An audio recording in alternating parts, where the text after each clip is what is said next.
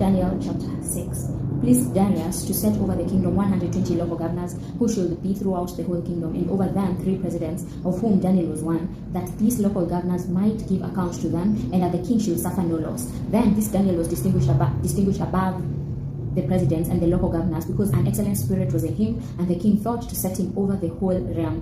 Then the presidents and the local governors sought to find occasion against Daniel as touching the kingdom, but they could find no occasion or fault, because he was faithful. There wasn't any error or fault found in him. Then these men said, we won't find any occasion against this Daniel unless we find it against him concerning the law of his God. Then these presidents and local governors assembled together to the king and said this to him: King Darius, live forever. All the presidents of the kingdom, the deputies and the local governors, the councillors and the governors have consulted together to establish a royal statute and to make a strong decree that whoever asks a petition of any god or man for 30 days except of you, O king, he shall be cast into the den of lions. Now, O king, establish the decree and sign the writing, that it not be changed according to the law of the Medes and Persians, which doesn't alter. Therefore King Darius signed the writing and the decree. When Daniel knew that the writing was signed, he went into his house. Now his windows were open in his room toward Jerusalem, and he kneeled on his knees 3 times a day and prayed and gave thanks before his God as he did before. Then these men assembled together and found Daniel making petition and supplication before his God.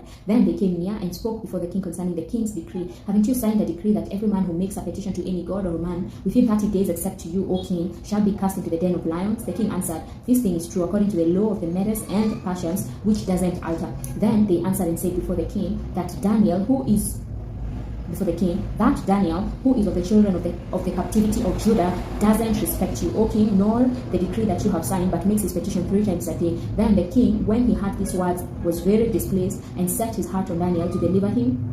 And he labored until the going down of the sun to rescue him. Then these men assembled together to the king and said to the king, know, O king, that it is a law of the Medes and Persians, that no decree nor statute which the king establishes may be changed. Then the king commanded, and they brought Daniel and cast him into the den of lions. The king spoke and said to Daniel, your God, whom you serve continually, he will deliver you. A stone was brought and laid on the mouth of the den, and the king sealed it with his own signet and with the signet of his lords, that nothing might be changed concerning Daniel. Then the king went to his palace and passed the night fasting. No musical instruments were brought before him, and his sleep fled from him. Then the king arose very early in the morning and went in haste to the den of lions.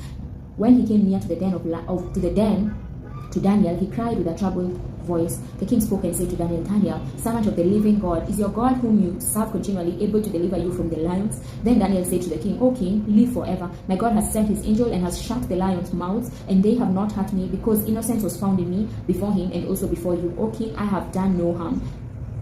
Then the king was exceedingly glad and commanded that they should take Daniel up out of the den. So Daniel was taken up out of the den, and no kind of harm was found on him, because he had trusted in his God. The king commanded that they brought those men who had accused Daniel, and they cast them into the den of lions, them, their children and their wives, and the lions mauled them and broke all their bones in pieces before they came to the bottom of the den. Then King Darius wrote to all the peoples, nations, and languages who dwell in all the earth, peace be multiplied to you, and make a decree that in all the dominion of my kingdom men tremble and fear before the God of Daniel, for he is the living God and steadfast forever. His kingdom is that which will not be destroyed. His dominion will be even to the end. He delivers and rescues. He works signs and wonders in heaven and in earth, who has delivered Daniel from the power of the lions. So this Daniel prospered in the reign of Darius and in the reign of Cyrus the Persian. Amen.